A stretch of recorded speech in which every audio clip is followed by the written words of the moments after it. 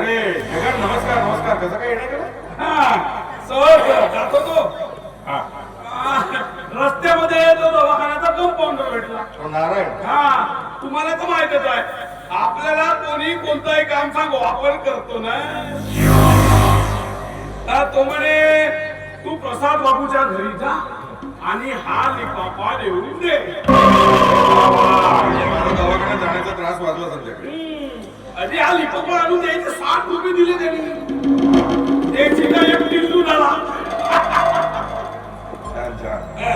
ये ये. हो येतो बाबा पण चहा पाणी नाही विचारत. अरे राजकारण नाही. नको नको नको दारू उचलून मारला.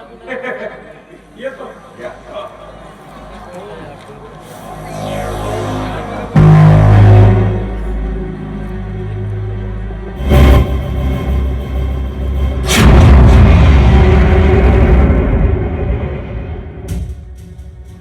हे कसं शक्य?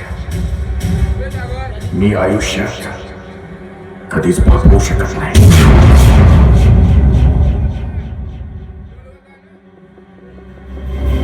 मी जर बाप होऊ शकत नाही तर प्राजक्ता प्रेग्नेंट कशी?